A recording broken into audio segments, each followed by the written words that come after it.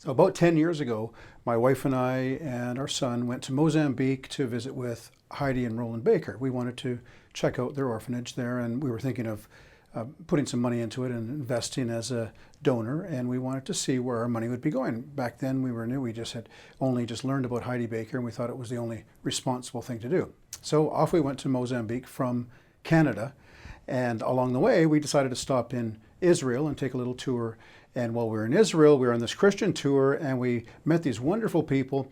And one of the fellows we met, he said that several years ago he had been in Mozambique and he had contracted this virus in his body, and he'd never felt the same since. Now this is several years later, and that got us a little bit worried. He warned us, about the diseases there, the unknown diseases, and how hard they are to diagnose in Western medicine, some of them. And anyway, a couple of days later, we ran into another couple, and the wife began to tell her story. She had been in Mozambique about 10 years before, and she had contracted this infection behind one of her eyeballs, and she got sick and came back to North America, went to the doctor, and the doctors couldn't figure out what it was. They couldn't diagnose it, and she ended up going blind in that eye. And she told us this story. She said, it was 10 years ago, and you got to be careful about the diseases, and make sure you have some good hand sanitizer with you, and so on. Okay, so by the time we landed in Mozambique, we planned on spending this great time with the orphans. We brought coloring books and all kinds of arts and crafts and that type of thing. We planned on having lots of fun. We were in full-time youth ministry back then, so we had a pretty good idea what kids would like. And anyway, we landed on the ground. By the time we landed there, we were terrified of disease. We were terrified of contracting some kind of sickness that would infect us and, cause us to go blind or whatever. And so here we're warning our son, don't let the kids, don't let their snot get on you, and be careful. Don't let their fingers get poked in your eyes. And, we could only imagine what could happen. He was young at the time. And so we were nervous. We were nervous for our son, and I was nervous for my whole family, and my wife was nervous. And we got there, landed in the town near Pemba, got in the van, drove to Pemba, and had our first little meeting. And one of the things we realized right away is there was lots of people there from North America. And one of the very obvious things was that they were just as scared as us. Many of them were pastors, and not all of them, but lots of them. And but you could see just the way they hung back from the kids, which there were oodles of them, of course. And you could just tell that they were nervous about, I don't know what all, but at the very least about the uncleanness of it all. Everybody knew that many of the kids had AIDS and other diseases, and nobody wanted to get sick. And so, we were all understandably nervous. All right, so that first night, we jumped in a couple Land Rovers and headed out to a Muslim village to preach the gospel, Heidi and a bunch of the team members and us newbies.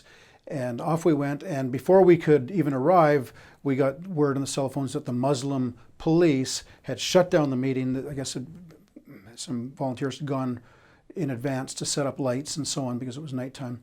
Okay, so we turned the Land Rovers around, and we're going through the bush and through these, rocky, bumpy roads, and finally came to this little African village in the middle of nowhere. It was pitch black. There's no electricity. There's no lights. We all get out of the Land Rovers, and they lead us into this building.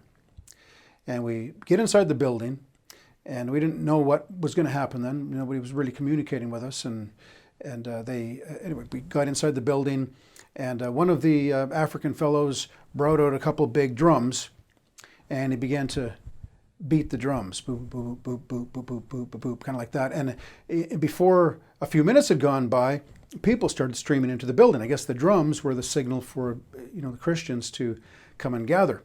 All right. So once a few people were in the building, again, it was pitch black. There's no lights of any kind whatsoever except for one, and that's Heidi's cell phone. She had turned the cell phone on, and the light was shining, and it was just bright enough that you could, in a pitch black room, a cell phone light can do a lot of good. And so that's the only light we had.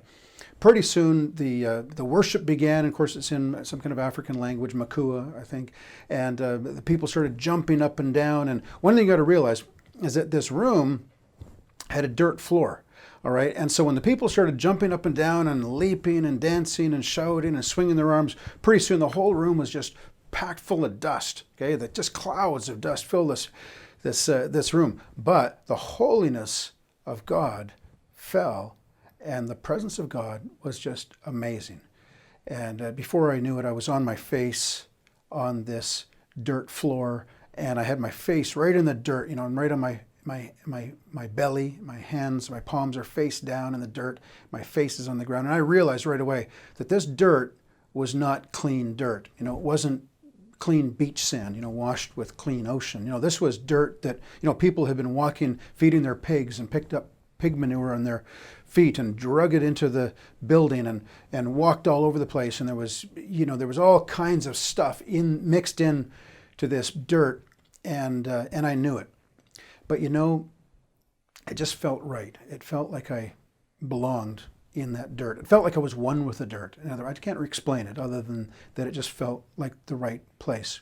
And anyway, I'm there enjoying the presence of God, and it's just amazing, and everybody's still worshiping. And I turn my head a little bit, and I look over, and there's somebody in a blue dress, nice clean blue dress, laying on her face in the dirt. And I realized right away it was Heidi, and she's got her face in the dirt as well.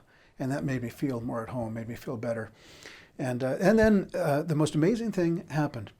This little girl, 14-year-old girl, African girl, she got up, she wandered over to Heidi. She got down on her hands and knees right beside Heidi. She laid her hands on Heidi's head, and she began to pray. And she was just praying, and Heidi was only about 10 feet away, so I could hear what was being prayed. I couldn't understand it because it was some kind of African dialect or some kind of language that I didn't understand. And pretty soon the intensity rose in the little girl's prayer, and her volume rose, and pretty soon the tears were just running down her cheeks, and she's praying in this language, and just praying her heart out, praying her heart out, praying her heart out, and the tears just running down her face. You get to see the passion. It was just amazing to watch. Okay, pretty soon the girl finishes up with Heidi. She wipes her cheeks off, and she gets up and she wanders, through the people, and somehow makes her way over to me. And she gets down on her knees. She lays her hands on my head, just like she had done to Heidi, and she begins to pray exactly as she had done for Heidi. And she prays in this other language. I don't know what she's saying, but she's praying and praying and praying, and tears are streaming down, and the volume's so loud, and you can just see the passion. Oh, she's just wailing, and all of a sudden, I knew what she was saying. I could hear it, and I heard these words that I couldn't make out. I couldn't understand them with, my natural mind, but I could hear with my ears. I could understand them. It was the strangest thing. And the words were, "The flesh is nothing. It's the spirit. The flesh is nothing. It's the spirit." And I heard this over and over and over. The flesh is nothing. It's the spirit. And I didn't understand what it meant, but I could hear it as clear as day, as clear as somebody telling me audibly what, in English. And after 5 minutes or so, she gets up. And of course, I was deeply moved, but she gets up, and even though I didn't understand it, I was deeply affected by it. And after the girl left, and she wandered through the crowd and made her way over to another person. She got down on her knees, and I turned my head the other way just to see who it was, and it was Carmen. She had my wife, and she was on her hands and knees, and her head was in the ground, in the dirt, just like mine was. And the little girl lays her hands on Carmen's head, and she begins to pray, and she begins to weep and sob, and the tears are running down her face, and I don't to this day know really what all that was about. Maybe she picked something off of Heidi and brought it over to me and to Carmen. I don't know, honestly, but I can tell you that when we got off that ground, all the fear was gone. We were completely fear-free, and we went out, and of course there was crowds of people had gathered by then outside, and we began to and just laid hands on everybody, the people with all kinds of weird sores and sicknesses and everything, and just began to have the time that we had hoped we'd have when visiting. And the next morning, there was church, And back then, there was some kind of a circus tent. You know, it was more like a circus tent with a roof and maybe partial walls. I know now that there's a building there, but back then it was this circus tent type of situation. And we came a little bit late. We wandered into this big tent. And in the center of the tent are all these kids, you know, and they're just jumping up and down and by themselves, just this pile of kids just playing, you know, like they do. And along the perimeter of this circus tent are all the people from North America. They're along the perimeter and they're just, you know, looking in and they're wondering what's going to happen, you know, I guess, and maybe it was their first church service there as well. But what was clear is that they were still scared, you know, and Carmen and I just looked at each other, you know, and we gave ourselves a little grin and we headed right into the crowd of kids. And, you know, the moment we got there, the kids just mauled us. You know, they just jumped on us. They were jumping all over us, pulling our hair and sticking their finger in our ears and everything and pulling on, wiping their hands all over our clothing and, you know, sharing our water bottles. And you know, it was the rest of the time that we were there, it was exactly as one would hope for when visiting a genuine, authentic orphanage in Africa. You know, Carmen spent time with the AIDS babies and the toddlers, and I spent time doing arts and crafts and face painting and doing all the games and taking the kids for walks and, you know, just all that kind of stuff. And what I didn't realize then, what I realize now, sometime later, was that you know, what had happened is that we were looking through different eyes. We were looking through a different lens. And the lens we were looking through was a lens of a parent. These kids could have been our kids. You know, and of course, if they're your kids, you don't think about, you know, you're not scared. You're willing to take on, you know, if you got sick caring for your kid, oh, well, you know, that's just the price of being a parent. You love them that much. And that's more or less what happened. We were looking through this lens and, you know, I'd hoped it would continue, and it did to a degree, but, you know, we realized that after we left there, in order to maintain that level of sincere concern for not just children, but others, we really needed to maintain that lens that we were looking through, that lens of a parent.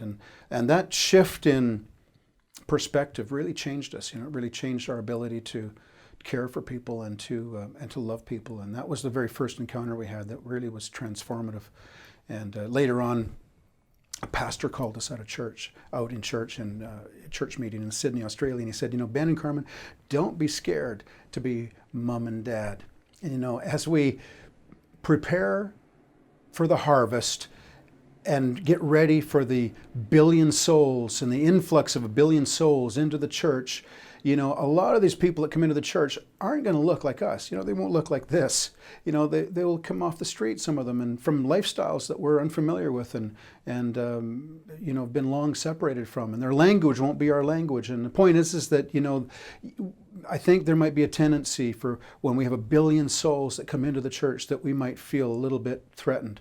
We might feel a little bit frightened even, you know, because we don't know how to deal with it and even how to talk to some of these people. And but I think a question we need to ask ourselves is this: when that revival takes place and when this 1 billion souls flood our churches around the world, do I want to be one of those people on the perimeter looking in as an observer, or do I want to be in the center of the circus tent in the middle of the party? And I think if we want to be in the center of the circus tent, in the middle of the party, we've got to be prepared to share our water bottles and have people stick their fingers in our ears and all kinds of things, you know, be able to deal with people that are maybe living lifestyles that are outside our box and talking language that, you know, we may have long left behind, and be able to still care. And I think our capacity to do this will be love. You know, without love, we won't be able to do it effectively. We won't be able to do it with genuineness. We'll do it out of performance or out of religious obligation or something. But we want to be able to do it out of genuine concern and genuine love. And I think one of the practical things we can do in getting ready for this harvest is to put on the lens of mom and dad, to say, I am a spiritual mom. I am a spiritual dad.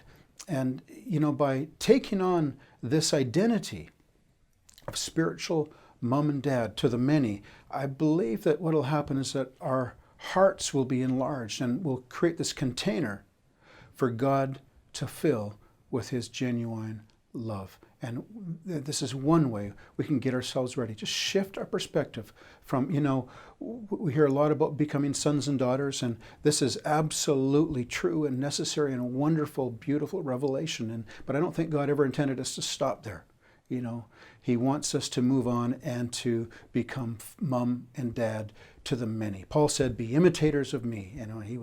He said, I've become your father through the gospel, therefore become imitators of me in 1 Corinthians 4. And so that's our goal. That needs to be our aim. We take on the role of mom and dad. And listen, we've been good sons and daughters.